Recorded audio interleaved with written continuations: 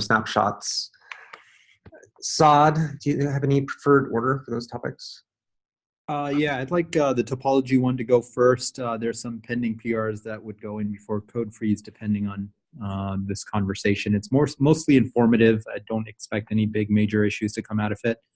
And then we can do snapshots. If snapshots happens to leak into next week, I'm okay with that. Snapshots is probably going to be the more contentious one. That's a proposal to pull snapshots in tree. Okay.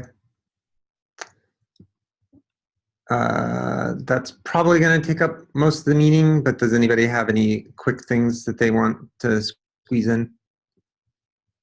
Could folks send links in the chat window, please? They're in the agenda, but yeah, I can. I'll paste them. Okay. Thanks. So I'd like to cover the meeting time stuff real quick. I want to know what the criteria is here for how we're picking this. It feels like there's a list of folks that you think are important to get into this meeting. Like, who's that list? How are we deciding? Because I objected to Monday, but Monday's still on the list, and so I want to understand what the process and the methodology there is. So what the process is we've had a set of people which is not very representative of the technical leadership across the project. And we, in the discussion about what we're trying to achieve in terms of driving consistency and an understanding of the design principles and conventions across the project. I'm all for getting more people involved. I just want to know, like, how are you? So can I just finish explaining, please? So I thought, well, I would reach out to technical leaders in other SIGs and ask whether they could attend SIG Architecture. And pretty much all the people I asked said they could not attend at the current time. So I also looked at what other SIGs were overlapping with possible meeting times, because if the goal is to get technical leadership from other SIGs to come, overlapping with their meetings is a problem. It's an obstacle to that. There are some meetings which I occasionally attend, so I knew when those were, but I also looked at the community calendar and other sources and got feedback from several of the people I asked about what it collided with. And Monday, I know you objected to, but you were, I would say, the only, or at least the strongest objector, and literally that time is the only time that I could find that does not actually overlap with any other SIG meetings. So I felt it was important to put that time on for that reason. Now, I'm still collecting results. We have over a dozen responses, and the Thursday time is currently leading, but it's about 50-50. So I did ask for email addresses. So, if it's close, I can ask people who responded whether they actually have a strong opinion or not, because maybe there are others like Quentin who didn't have actually a strong opinion. I will try to choose a time that works for people, but I have strong feedback that the current time does not work for people that we would like to attend. But I think it's worth, as we examine these options, testing the theory that the current time may be suboptimal, but it also may be the maximum in the search space. And so eliminating that from the options means that we're not collecting the data in terms of whether that time is actually applicable. I feel like we're acting on a lot of anecdata here. The don't vote if both times work equally well for you is indistinguishable from don't vote if neither time works well for you. So true. Yeah, I think if people could indicate both of these work well, then that would actually give us data to say this might work better than the current time. And I think it's worth also including a wider set of times in that. I mean, other SIGs have used doodles to actually try and find times that work, which can look at a wide variety of times. It may mean that there are going to be conflicts here, but if our goal is to look for broad participation, having a wider set of options and collecting more data is going to be a good way to do that. So are you volunteering to send out a doodle? I'm not a SIG chair, but sure, I will send out a doodle. I will send out a doodle, but also, if there are a set of folks that you consider to be must-have for this meeting, let's be clear and open about who those folks are. I assume you put yourself on that list. I did put myself on that list. Who else is on that list that is a must-have? Jace, because Jace is a co-chair here. But I think let's be open and transparent about who that list is, because I feel like right now that's unspoken. Yeah, so I reached out to a number of the other SIG leads. So, for example, Ken Owens, is Ken on? I don't actually see him on. From SIG Apps. Okay, so is it the SIG chairs that are on the list here? Not folks from other SIGs, yes, but like Wojtek, I did want to try to make sure I found a time from him from scalability That's side. great. So Brian, you have a list of people in your head. I'm saying that list shouldn't just be in your head. It should be explicit. So my goal is, and other people can suggest people also, but my goal is technical leadership of the other SIGs. Right, and so a high level. Yeah. That is a high level thing. So. And I think this overlaps with the SIG charter around, do we actually have a set of named technical leaders across the project, right? Because if you have a set of folks that you're optimizing the meeting times for, those are the de facto leaders of the project, and we should make that list and that structure explicit instead of implicit. Right, which is a steering committee topic, and the steering committee is working on that, right? That's part of the charter. I thought it was a SIG architecture topic. But regardless, I think the list of critical people should be more than just a list that you're mentally keeping in your head. Well, I also did send the invitation to just the SIG architecture list, so and the people can respond. Right, but you've already culled the list of meeting times based on the anecdote that you've collected from a list of people in your head. I have culled the times based on the goal, which is to optimize participation from other SIGs, which meant minimizing, in my opinion, conflicts with the other SIG meetings. And that's great also. But again, if there's a list of critical people, let's make that public. Let's have these discussions in the open. So I'm going to leave it there right now. Tim, did you want to say something? Let's just add an action item and time box this and move on. So like Yeah, definitely. Let's move on. Yeah. So anyway, I'm pretty convinced that the times I chose actually achieve the goal of minimizing conflicts with other SIG meetings. But I'm fine to send out a doodle with a broader set. It may end up not providing clear data, but we can send it out and see. So yeah, let's move on to the actual topics of the day. Are you presenting something? So first up is topology. That's going to be presented by Michelle. The idea here, very broadly speaking, is that so far, the idea that volumes are not equally accessible throughout a cluster has kind of been hacked into Kubernetes. Both the AWS and GCE PD plugins have had hacks that allow zones and regions to work through annotations and special logic and scheduler. And we've been investigating ways to make this more generic without having to actually encode any, cloud provider specific logic into the scheduler. So Michelle, do you want to take it away? Yep, thanks, Saad. I'm gonna go ahead and share my screen. Let's see. All right, can you guys see my screen? Yes. Yes. Yep. Okay, cool.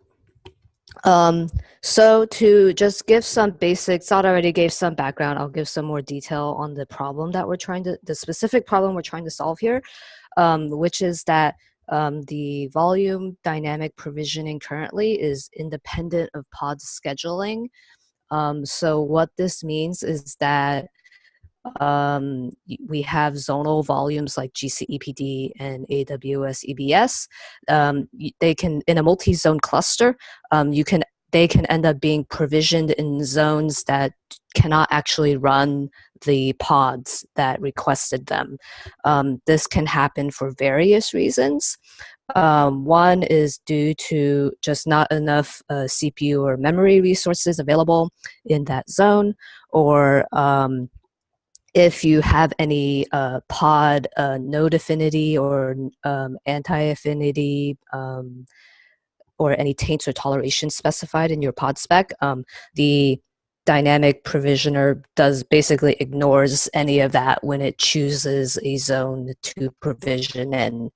So what people have had to do today to work around this problem is to basically just manually provision the volumes first in the correct zones that they want.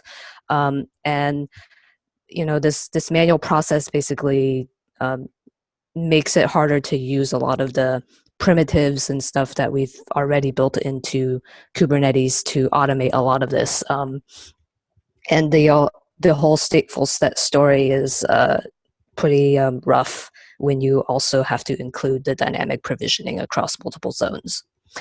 In addition, we are also currently working on enabling local persistent volumes, and they also have a similar topology constraint, except it's bound to nodes instead of zones.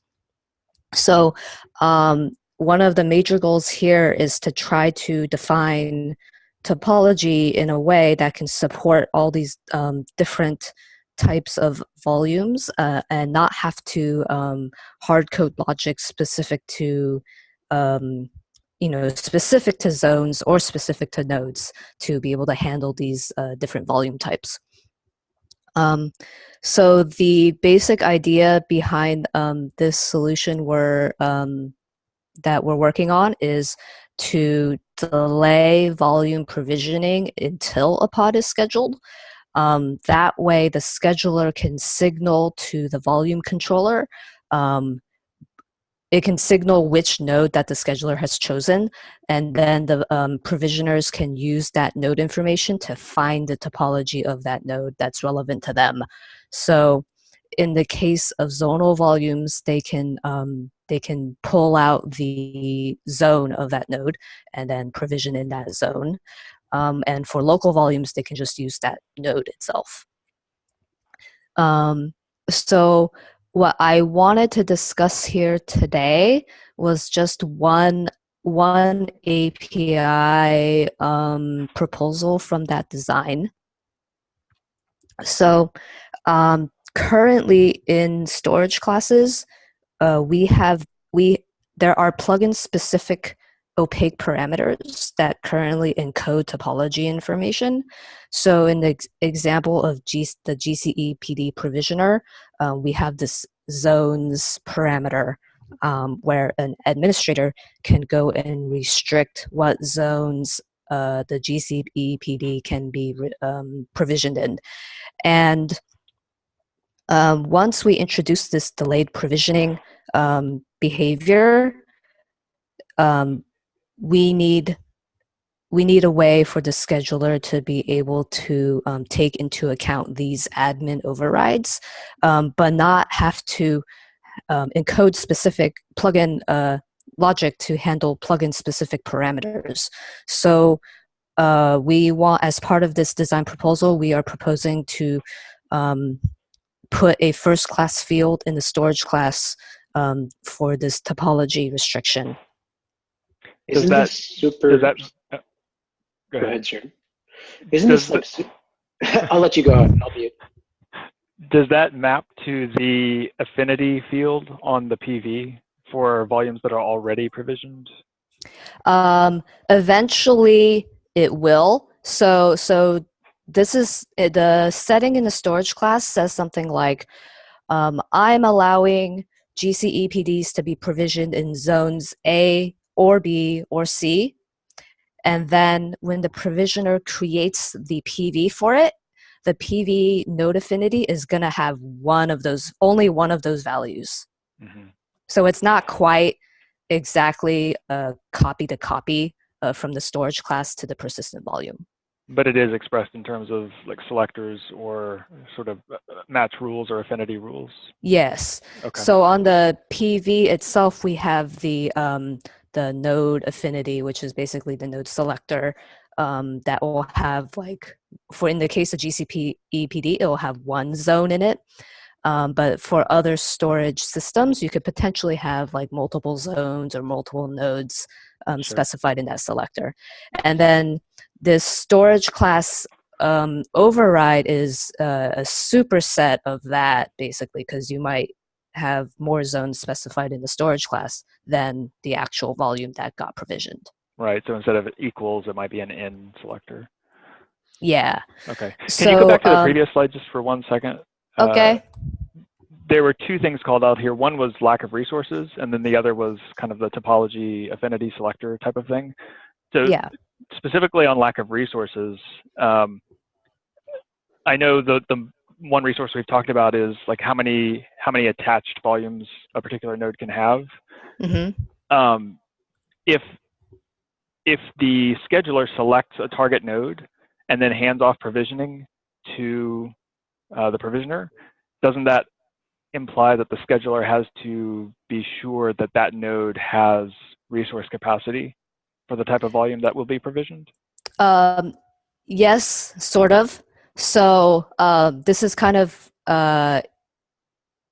gets into like the details of the design, but the scheduling and provisioning is sort of a two-step process. So when the scheduler selects signals to the provisioner which node it picked, the scheduler actually hasn't officially picked that node yet. It's kind of like a pre-step selection. So the provisioning will happen, and then once the provisioning succeeds, then we run through the scheduler again, and then at that time it's going to take into account the attachable volume counts.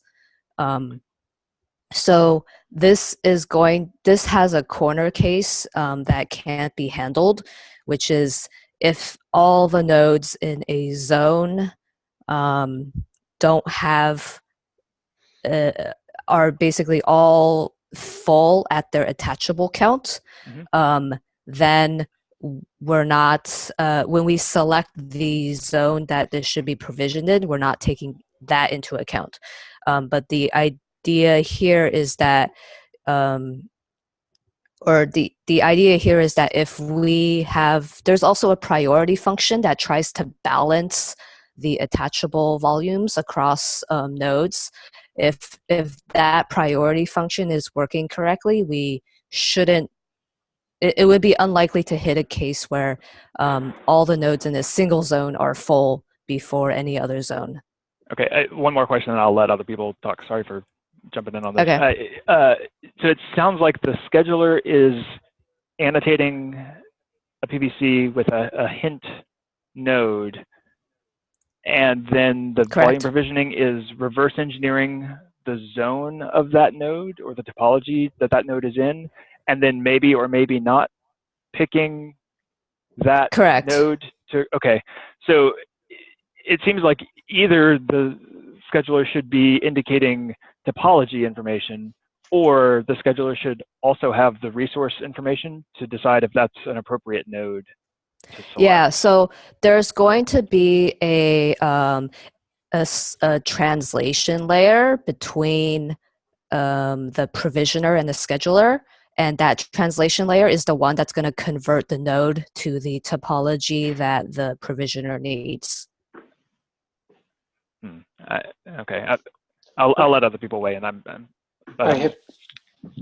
have two logistical questions. Sorry, Quentin, that was it.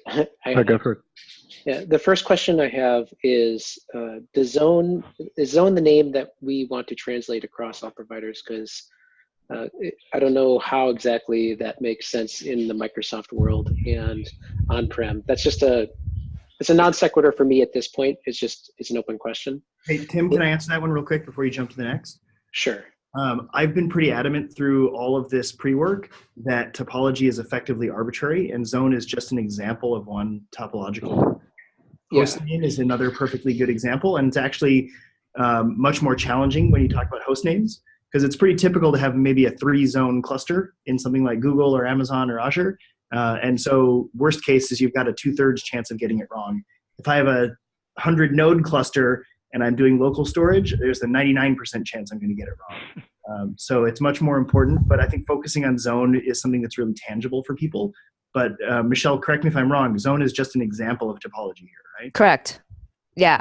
So currently today in the scheduler actually hard codes the zone label and makes selection logic based on that specific zone label. We want to replace that and then have the scheduler be able to use like arbitrary topology labels. The second question I have, yes, arbitrary topology. I mean, it already has arbitrary topological keys that you can use for affinity and anti-affinity eventually. But I'll just leave that as a separate piece of conversation. The other piece that I care about are the logistics. With regards, this is a specialized use case, and the scheduler right now already suffers from a complexity logic reduction problem. And I would highly recommend, or I would, as SIG scheduler chair, whatever lead, I would highly recommend doing this as a plugin that's external to the core, and eventually graduating it back into the mainline, because there already exists a number of edges and corner cases in the existing scheduler that adding this type of potential complexity could get into I don't know, other use cases that we've found to be onerous. Okay, so I've been talking with Bobby a lot about this too. When I was originally working on this, and I found that the current scheduler extension mechanisms using the scheduler extender didn't have all the interfaces that I needed. So I think Bobby has been working on this new scheduler framework design that I think should be able to address the modularity part of this. And the intent would be to use the modular extension mechanism. Yes, yeah. Eventually, what I would like to do is to be able to use that scheduler framework once it's there. Okay. By the way, I just want to point out that this is why it's valuable, or at least one reason why it's valuable to have folks from other SIGs show up at this meeting. So. Yeah, and it's great to have a lot of folks that represent across a bunch of different projects and companies too. I have a thought here, which is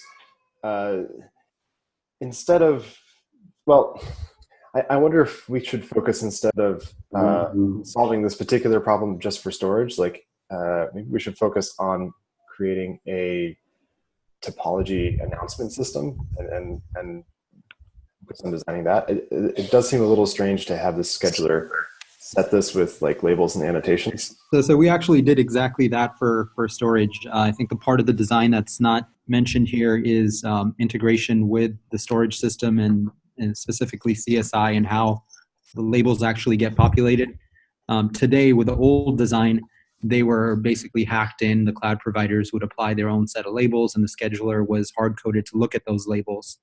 With the new design, we have a mechanism through CSI where a storage plugin can expose the set of labels that would apply to each node, and then the set of labels that apply to volumes. And as far as the scheduler is concerned, it's doing an opaque string matching on those. Right, but why is that? Why is the source of truth there the storage plugin, and why is the scheduler going to set this on the as an annotation on the PPC? I think the challenge there. That seems a little overly specific.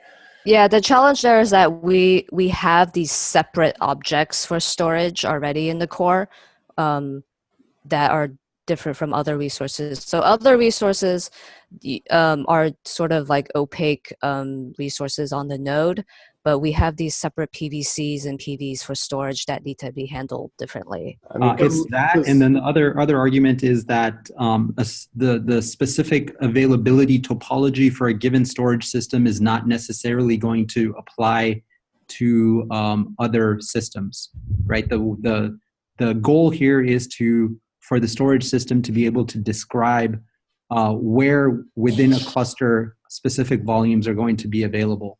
So in reality, the source of truth there is the storage system. It's describing the cluster subdivisions as it sees them, and then how volumes So are you claiming that there's actually not overlap with like network topology? There may be, but it's not necessarily the case. You could have storage topology that's completely independent of network topology.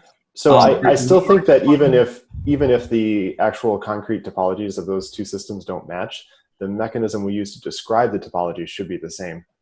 Right? Yeah, that's correct. So in the designs that I have been going through now, I've tried to reuse the existing topology specification methods that we have in Kubernetes today. So I'm trying to reuse the node affinity and node selectors as much as possible. And labels. So I think we perceived the use of labels and label selectors and node affinity as a net positive in terms of adding less new concepts. Certainly through this process, we have discussed whether topology should be even more first class than that. The storage perspective on topology is interesting, and I'm not comfortable saying that won't happen for other subsystems too. Specifically, can be wired up to a storage network that is separate from your data network, and those topologies can be different. I don't know if that's going to replicate in other parts of the system, but for sure, one thing that is not present in the system is any way to indicate capacity other than on nodes, right? So there's at least conceptually a quota of volumes per zone, and that we have just no way to represent that right now. So one idea that was thrown about was to actually introduce a resource that represents topological capacity and use that as a place to decorate what the quotas are and the capacities and the capabilities. I was that as a formal reference instead of labels. I didn't want to go down that far until we had some deeper proof of concept that we actually could make topology work in general. Wait, wouldn't that be similar to, that's because these volumes are being dynamically provisioned. If nodes are also dynamically provisioned, presumably there's a maximum amount of resources that could actually be used to generate these nodes, even if they're virtual machines or something. So it seems like a cluster level resource quota would cover both of those cases. But it's not cluster level. It's today node has a capacity field, right? Yeah. Have a zone capacity field. Yeah, so I was actually thinking along the lines of why don't we have a top level API object which represents topology? I think pretty sure there's a GitHub issue about this. Yeah, I mean, I don't think it's a terrible idea. I do think it would add 9 months to delivery of local storage. But right. This is a very specific perhaps we should case, though. at least have a some sort of plan to get there if this works. But hold on. By local storage, you mean on node storage, right? Yes. So that seems like one of the easiest of the range of problems we're trying to solve here, and it seems like that could be solved. I won't say completely independently, but we don't have to try and boil the ocean to solve that specific problem. I do think, however, that the more general problem that we're talking about, like things like converged storage, where you have a rack with a bunch of storage in it and some subset of the machines in the rack are connected to that storage via a fiber channel or whatever. So I think I know it's a problem worth solving because it's been explicitly called out as a shortcoming that some customers have. And then the similar problem applies to things like GPUs, where you can have remote GPUs or GPUs that are remote from nodes but are not universally accessible across an entire cluster. And I think that whole area is worth solving more generally than for volumes. But I don't think that we need to boil that ocean in order to solve node local volumes right now. That's right. So I think that's where we are now. This proposal is the lowest impact way of solving it that isn't likely to fail for most users. Also, I'd like to point out that we're not just talking about node local volumes. To back up, stateful set and volume provisioning in general doesn't give you a user controllable spread of storage across failure domains right now. And that's been an ongoing issue from apps for, 2-3 years. So addressing that is also a major concern that this proposal addresses. So it's not just local storage, it's fixing the tech debt that we already have and that we've been carrying for 2 to 3 years.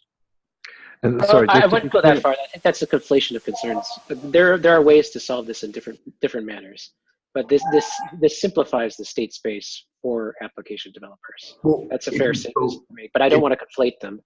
It's So not Jordan has complaining. got his hand up. If you read the CAP in the design proposal, it specifically addresses both node local storage and volume provisioning across failure domains. So Yeah, but you can solve this today. The statement. I just want to make sure we're clear about what we're saying. I don't want to rat hole in this argument, but that is definitely a conflation of concerns. You can solve this problem today with other means external to the core. It simplifies the problem, makes it easier to solve. Right, it is the approach that I'm seeing that folks are trying to optimize. Right, and Saad even said, and Michelle, I believe that's her name, had said that people have problems with this. Right, you can do this today outside of the core if you chose to do it, but it's harder. You can, but it's the level of difficulty to solving the problem and getting around the way dynamic provisioning works today is so high, like the threshold for being able to solve it is so high that most of our users aren't capable of doing it. And that's the reality. That's a fair statement. Yeah. Jordan? I'll jump in. So just to come back to the kind of communication mechanism, the signal mechanism that this is talking about, I think I agree that limiting ourselves to the resources associated with nodes and the topology associated with nodes can get us a long way and not cause us problems if we introduce kind of a topology object in the future. I still think that the way that this is proposing, having the scheduler signal to volume provisioning, is missing resource information at the point where it selects a node. I agree with you. This is saying we want to put topology information on a storage class so that the scheduler can be informed by about what node to select, and that makes sense. But if the scheduler is going to select a particular node and then hint that to the volume provisioning, I think it also needs to know what resources that node has to have available. Otherwise, it can select a node that literally can't have the volume provisioning. Are you specifically talking about just the number of attachments? That's the resource that we know about today. I'm totally with you. I think that we have generally fallen down on the idea of sort of opaque, countable things that other things can decorate about things. Yeah. There's a lot of things in that statement because it's hard to pin down exactly what that means. But we've talked about this for IP addresses. We've talked about this for arbitrary things that every time you schedule a pod, you need one of. Volume attachments is another example of this. I think if you think about like all the resources that need to happen for a pod to run on a node, there's topology constraints and there's resource constraints. And pods express topology constraints with a node selector and anti-affinity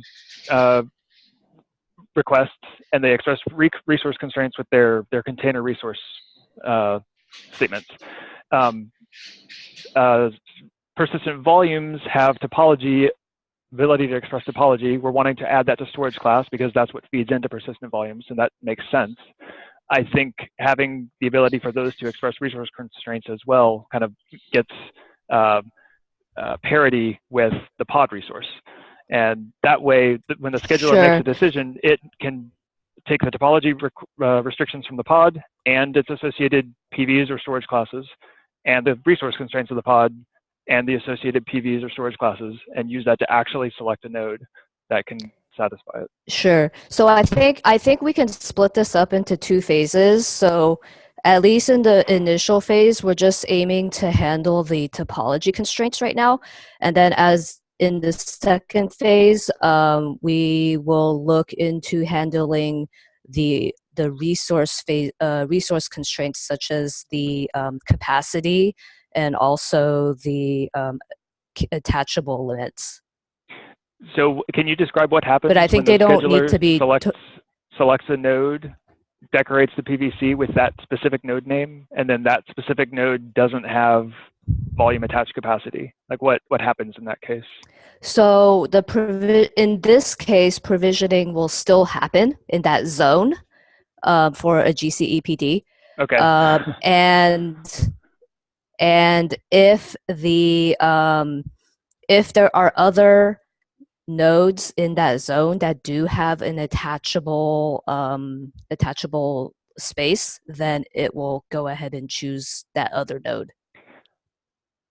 So that doesn't seem right. If the scheduler is giving a node name to the volume provisioning system, what you're describing makes it sound like that node name is not actually a node name. It's just a shorthand for the topology that this node is in.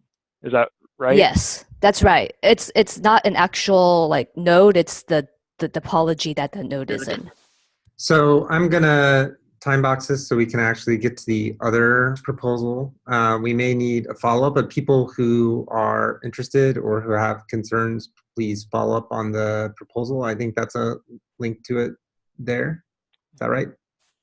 That pull request, is that? Yes. Yeah. I'm very eager to have the general topology question answered, and I would love to talk about it, Jordan. I share your passion for it.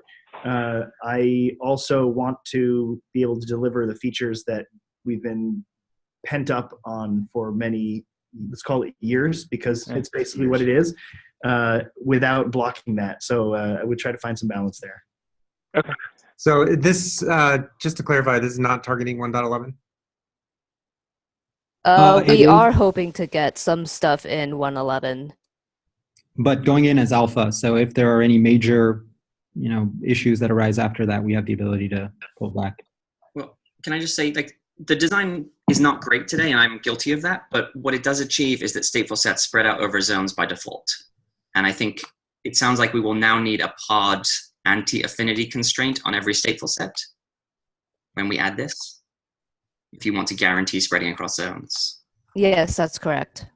So as long as it's not on by default without a big release note, I guess. I mean, if you want to guarantee it, you probably always need an anti-affinity, right? Because I don't think it. No, that's the current heuristic basically guarantees it. As long as you have the shortcoming is if you don't have nodes running in those zones, it won't do it. But the current heuristic will spread across all the zones it knows about. So the current implementation uses the ordinal off of the stateful set name. It basically detects stateful set pods, and then it lets the storage wag the pod. It deploys a storage across zones, and the scheduler is always going to place the pod where the volume has been allocated. It does give you a reasonable high probability of a good spread, provided things like new zones aren't added to the cluster, so forth and so on, right? Like if you were in 2 AZs and all of a sudden you've gone into 3 AZs or 3 zones, yeah, you're now not balanced correctly. So there's a lot of limitations there.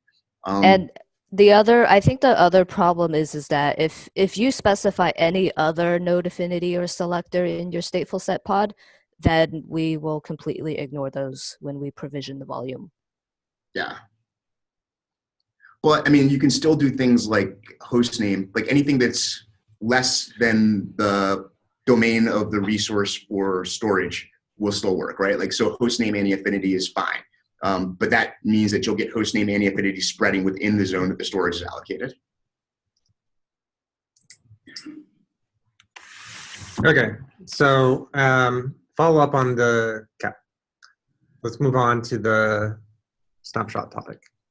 All right, so snapshots is going to be presented by Jing. I'm not sure if we'll have enough time. If we don't, we'll just spill over into the next meeting.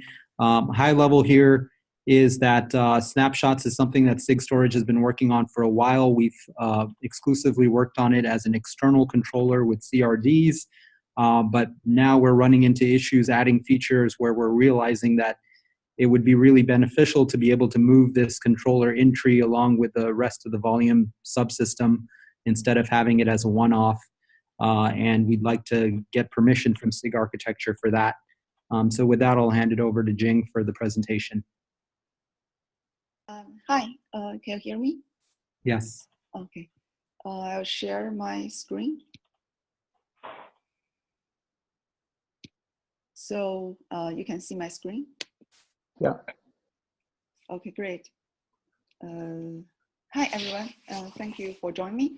So I'll present the proposal for volume snapshots into API. And for this project, our goal is basically offer a standardized snapshot API for like the basic functionalities, creating, listing, deleting, and restoring snapshot to volumes. So user can build their like high level functionalities based on these building blocks. And our current status is we start the initial design last year, and also we have proof of concept out of tree implementation. And based on feedback, we continue revise our design. And now we also have in place restore workflow design and some others. Now we, as Sad mentioned, we realized like based on our design, we need to move in tray for a number of reasons. So I'll describe in more details in following slides. So for this project, we plan have several stages. The first stage to propose the basic API workflow design. This is has been reviewed by SIG Storage and SIG Apps. And now we are trying to get in-tray API proposal. And this is the main goal of this meeting. So keep in mind, it's not a like full detailed API design review. So after we get this like high level overview design for approval, then we can get into the more detailed review in other meetings, and then implement as alpha feature and then beta GA. So because of a time limit, I might skip some details. Please let me know if I go too fast. And this is the outline for the rest of the slides. Just some background for snapshots and concept of Kubernetes volumes. And then I'll talk about our volume snapshot API design and the workflow to create snapshot and to create volume from snapshot, and also the in-place restore workflow. And then I'll talk about why we need in-tray API proposal instead of out-of-tray design. I have a question. Which Sure. is, how many of the volume source types support snapshots? Like in the underlying storage mechanism, not necessarily through Kubernetes yet? So you mean the storage, how many storage plugins support snapshot? Yes. So as far as I know, almost all of them support, including cloud providers and also on-prem. Okay, thanks. And yeah, its snapshot is become a very like standard way and a common like industry approach. And basically at any point of time, right, you take snapshot, you have a read-only copy of your data. And the benefits of snapshot is can create it almost instantly, has very little performance impact on the running application, and require less capacity, storage capacity than like other way, like copy data clone. And in cloud environment, as we mentioned, all the cloud provider has snapshot for their volumes, and they normally have incremental snapshots. So this way they can create very fast with very low cost. Another benefit in cloud is they also transfer snapshot data to the cloud asynchronously. So that means the data will be available on the cloud, either in a zone or globally. For GCP, right now snapshot is globally available, so user can access it anywhere, like in different region, to create their new volume from the snapshot. And yeah. So after you have snapshot, you can restore snapshot to a new volume. So the data will be populated in this volume.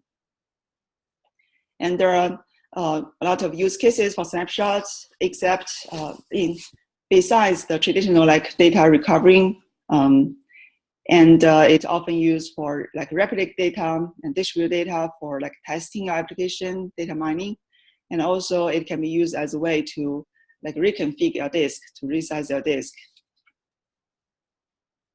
And before talking about the API design, I will just give a walk through how user takes snapshot normally and use snapshot. Suppose in our GCP environment, you have a stateful set, and you have a number of volumes used by each pod, and user want to take snapshots. Depending on your application, it could take snapshot just on one of the volume, like master copy, or it need to take snapshot on each individual volume. And to ensure the consistency, data consistency, normally we recommend user to prepare the application before taking snapshot, which means you need to flush or lock database and freeze your file system. And then you can use command line to create snapshot. And after snapshot is cut, you can unlock, like resume your application and freeze the file system. And when the snapshot is ready, you can use snapshot to create new volumes. And in Kubernetes, after this volume is ready, basically we need to create PV API object to represent this volume. And then the pod can start using this new volume. And, I have a question real quick. Sure. So it's not just freezing the point. You need to signal the appropriate time. Otherwise, you might catch it at an odd state for different applications. Like different applications will behave differently. So yes. it's not so generic as in I can randomly freeze and do a snap. It might be in an indeterminate state. So signaling said application before the freeze is super important. Yes, this part is quite challenging, and it's really application kind of dependent. And so we are now trying to provide like a standard way to like pause the application. But for freeze file system is more like standard. So if you have file system like ESD4, and then you can use a standard file system freeze command to freeze your file system. And as we will mention a little bit more on like how we plan to provide a way for user to prepare the application, but it's definitely like application dependent. Is not standard among all the applications. Would you say that this works for most applications that are transactional? Because it should probably, from the application perspective, if you freeze it in the middle of something it's writing out, it should look equivalent to a failure. Is that correct? Yes. So, or depends on your application. So some application even don't need to actually freeze or pause.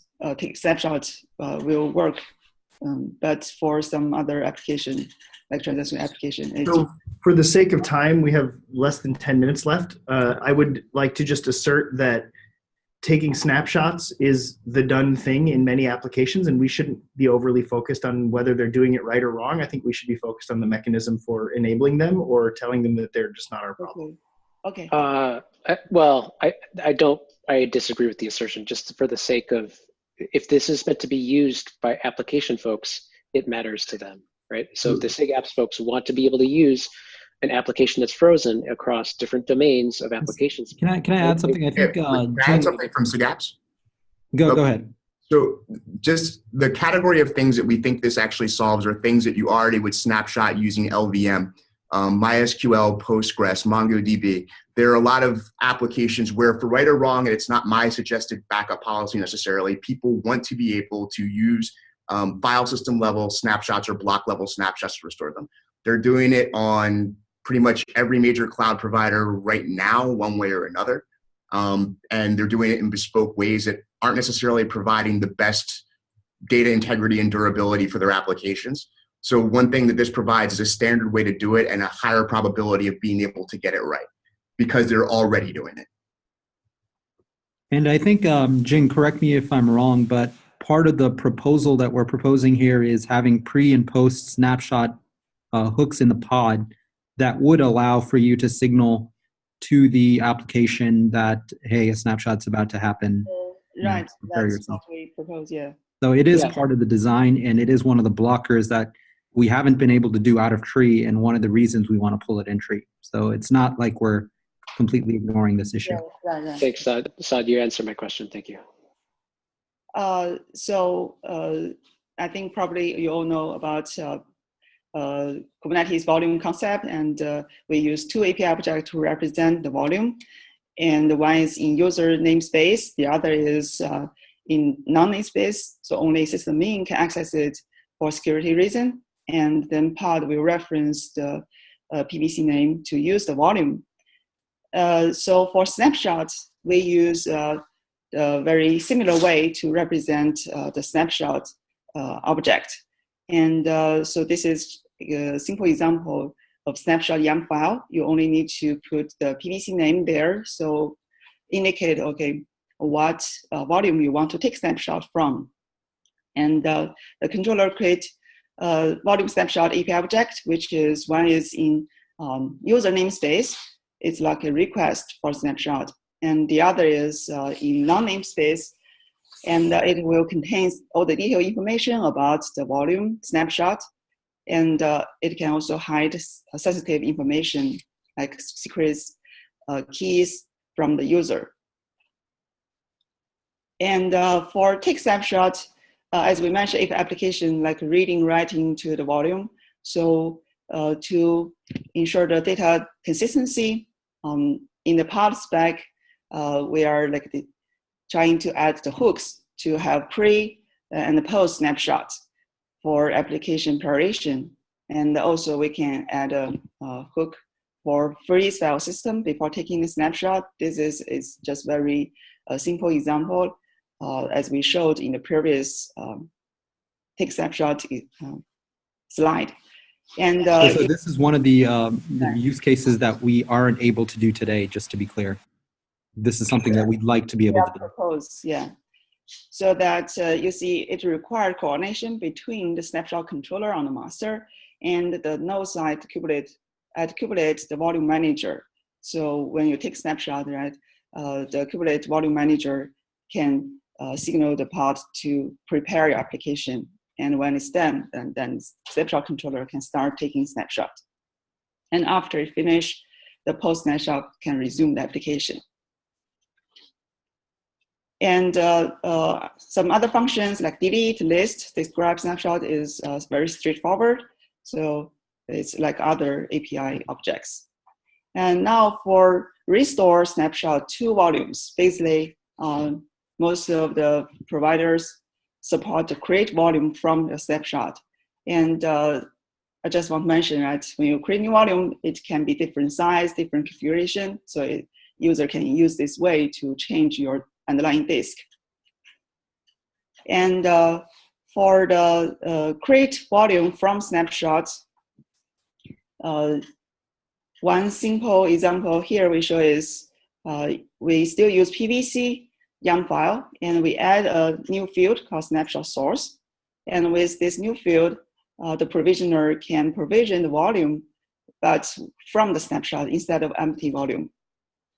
And this is for the create single volume case. In case of stateful set, similarly, stateful set is a volume claim template, and you can put snapshot source information there. And so in this case, all the volumes for this stateful set will be created from the same snapshot. It's used for replicating the data within your stateful set. And if new pod is created, it also will be created, the volume will be created from this snapshot. So with just could I ask a quick question about the stateful sets? Sure. I think a typical use case is that each member of the stateful set has its own distinct storage, and they don't. Yeah, we would support both. You could either have it a single snapshot, or it could be templated to be multiple snapshot sources for each replica. Okay, makes sense. Thank you.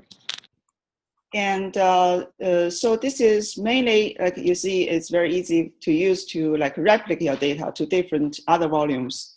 But if for volume in use case, that means currently you have some pod referencing PVC and using this volume, right?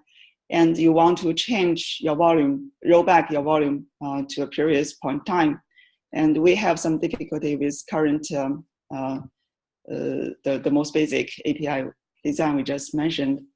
There are some manual steps to do this, such as you need to delete pod first and delete PVC and modify your PVC YAML file, then create new PVC and create pod, start pod again. but this means you have a long application downtime. Another way is you create a new set of PV with a different name, and then you have to modify your pod spec to change to a new PVC name and restart a pod. But in cases like SIG, it might not possible because the PVC name is prefixed. So to solve this restore scenario, we propose a different way. So assume we have a kind of like restore volume request, and with some volume snapshot available, and the controller, the PV controller, can provision a new volume, and then when it's ready, the PVC controller can switch the pointer from the old volume to the new volume. And then when the pod is restart, it will begin to start using the new volume. So this way, user don't need to worry about like modifying PVC or a pod spec, etc. And all these steps, like we just mentioned, will just as a one-step approach. And I already prototyped this restore, in-place restore workflow, and it's working. So Jing, let me pause you there. We're almost at time, which is unfortunate because the main thing I really wanted you to bring here was this. For the group, I've looked at this several times over the last year. I have become okay with the idea of adding the snapshot source to the PVC because it is sort of a declarative statement of fact. This PVC did in fact come from a snapshot. I find it weird that it's an artifact that's sort of a procedural artifact that gets left in the YAML. So I find that to be a little bit awkward, but Ken assures me that it's not a big deal for real app users. I find this to be the most challenging part of the overall design because I think it's the first really sort of imperative thing that we're trying to really support. We've talked about and danced around a bunch of other imperative concepts, but we've never actually supported them. Did we? Go back. It's gone now. Yeah, it's gone now. Okay, well, there you go. So we don't have any good precedents here. And so this is why I wanted Jing and Saad to bring this to this group, because I don't actually have a great answer here. I find this design to be a little bit weird, but I don't have a better answer. Yeah, but actually the focus of this meeting more like trying to see the overall snapshot API, intra API, not more focused on just the restore workflow. So we can discuss in a separate meeting related to this restore workflow. But before we leave, I just want to maybe emphasize on why we want to in-tray. So this is what we propose to add the most basic functionalities to support a volume snapshot. And because snapshot is highly related to PVC concepts. And so if we put out of tray, we will have a number of difficult issues. So from user point of view, right, confusion cause some problems when they use some part is out of tray, some part in tray, and also hard for system to set up a kitchen environment. And now everyone will start have a different installation with slightly different API. Will have the portability of fragmentation issue, and also for some functions that we mentioned, like pre-post pod hooks, file system freeze, and also include the restore workflow, will be very hard or impossible to build.